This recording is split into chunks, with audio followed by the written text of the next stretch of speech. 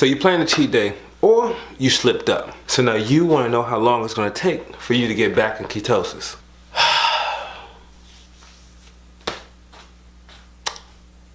Let's do it. I'm Darius from Sugarless Crystals, your sugar-free destination of YouTube. If you've ever been on a diet and you didn't cheat, hats off to you.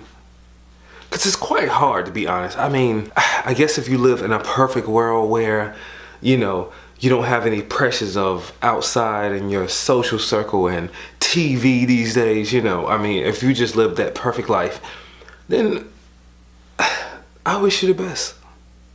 But for those of us who like to go out, have a good time, like to spend time with our family, spend time with our friends, we have all been faced with this, okay? Like, this is a very, very big thing. It's hard fighting the social pressures. It's easily one of the biggest reasons most of us cheat on our diets. So, okay, you've been in ketosis for a while, or maybe you just started a couple days ago, and you slipped up. You know, you got the hunger pains, or maybe you just planned yourself a cheat. All right, that gives us two different scenarios of how this thing can go to get you back in ketosis. I want you to follow along, because it's a slippery slope. So you're just starting out and you slipped up. You know, oh my God, I'm hungry, I gotta grab a Snicker. I need a break, give me a piece of that Kit Kat bar. That's another one too. What happens is you start yourself from square one by reintroducing carbohydrates to your body. Actually, not necessarily. Let me point that out. Your carbohydrates weren't depleted yet, especially if you cheated within the first couple days. Maybe even longer than that if you aren't exercising with it. Or not necessarily exercising, but having a high energetic lifestyle where you're constantly doing something or constantly moving.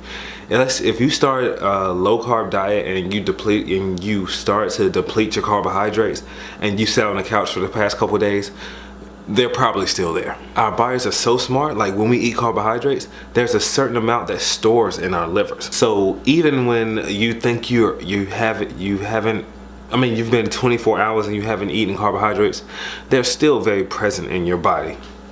I promise you, go a week or two without carbohydrates and eat carbohydrates and watch how you hold water.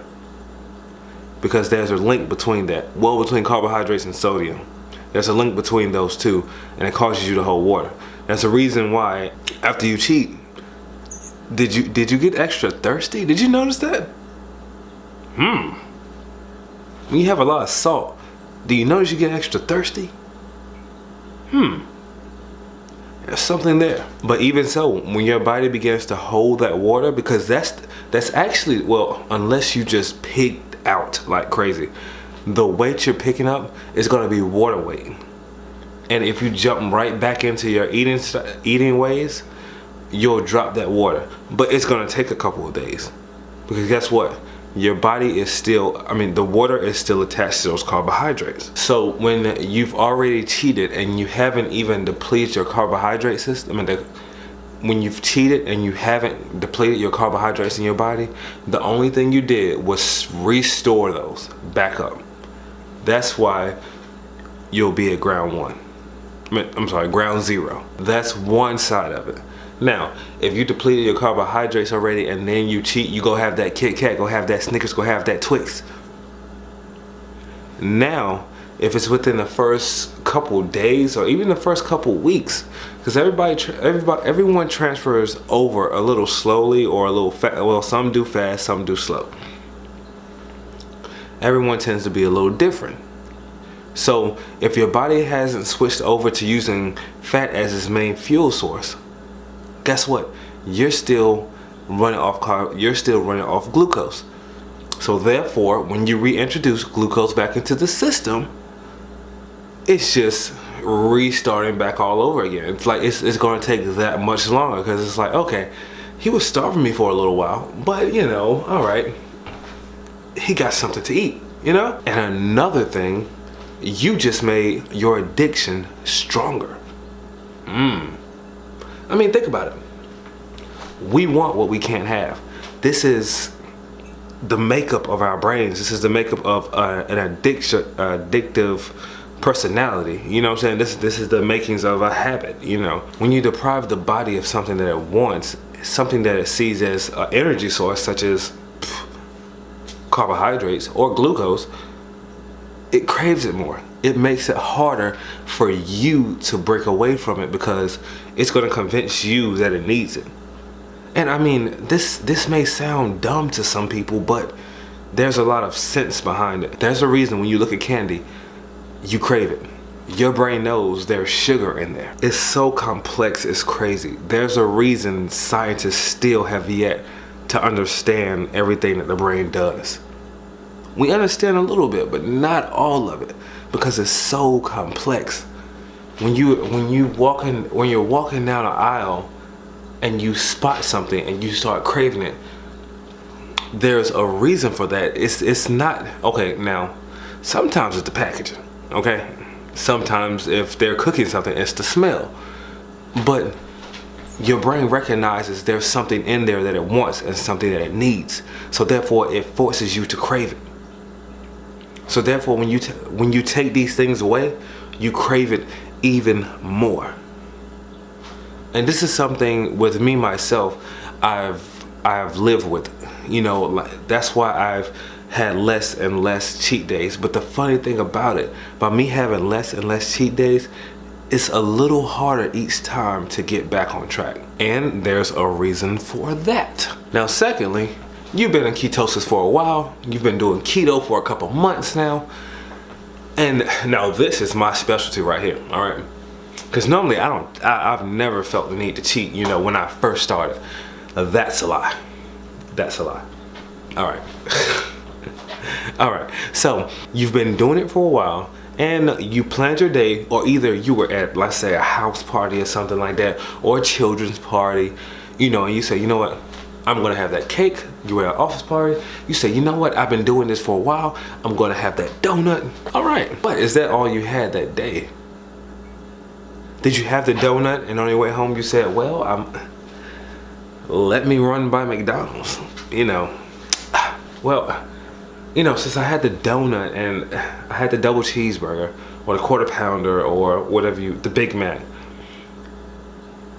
I guess I'll just, you know, for dinner, I mean, you know, I'll get a couple slices of pizza. You're packing on a lot of stuff there, buddy.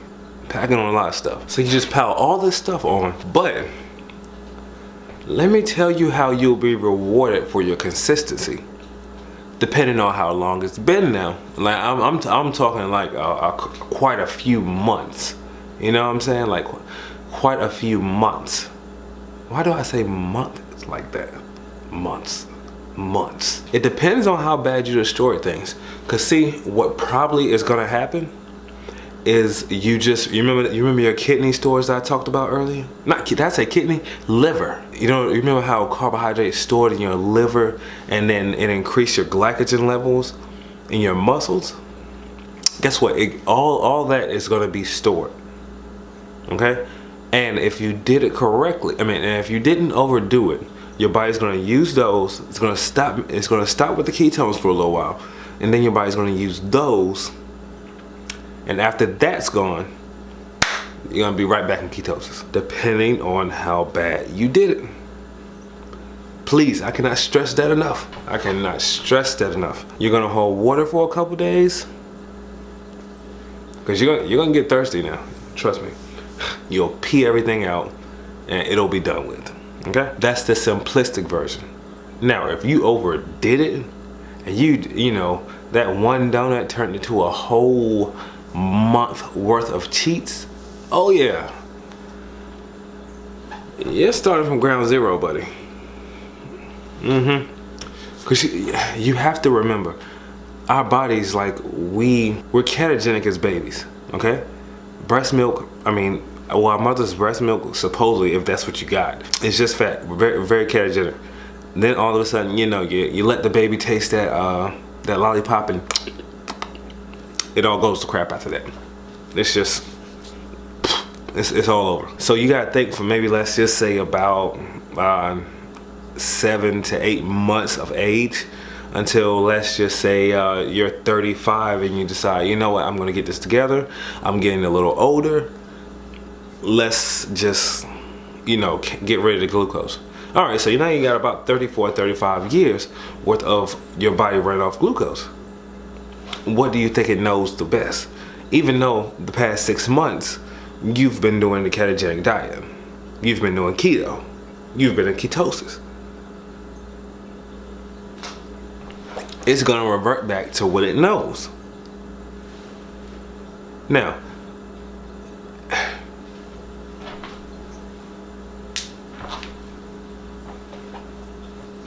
that's why if you overdid it too bad, you'll be starting from ground zero. Now I'm almost certain on this. I'm almost certain, based off my experiences with this, it's not gonna take you as long to get back in as it did the first time, because all of those enzymes and bacteria and things of that nature that you had to build up in order to start using those ketones and producing those, you'll still have those. So you'll become keto adapted faster than you would have beforehand. Now, for the perfect people who live perfect lives, and they've just ate the perfect diet their entire life, they've never been introduced to these things, that's fine. I understand that. But for most of us, we've ate a lot of junk. I remember being in high school, and the funny thing, some days I wouldn't even eat. You know what I would eat for dinner? I would go get a 32-ounce Gatorade and some Laffy Taffies. What? Recently, I was just talking about the link between marijuana and estrogen dominance. The link between marijuana and high estrogen foods. I would literally smoke, and I would eat a whole pizza. I wouldn't get a small either. It'd be a medium or a large.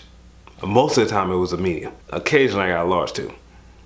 Or if I got a medium, I got some snacks on the side. Most of us have eaten crap our entire lives. Not cheating or not having a cheat day, it's a lot. Okay, we know that's the right thing to do. It's, you don't reward yourself with food like a dog, but hey, it feels good sometimes, and I don't knock anybody for that. Maybe because I do it myself. Sometimes you just want to feel, even though you're going against the grain, sometimes you want to feel normal. Sometimes when, someone's having a birthday party and everyone else is having cake, even though there's a social dynamic there and a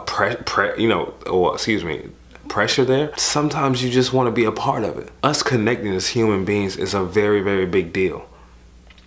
And the sad part, most of us are living eating a terrible diet day by day, but we're still connected to one another. And sometimes you just want to feel apart. You don't want to feel segregated. You don't want to feel like the loner.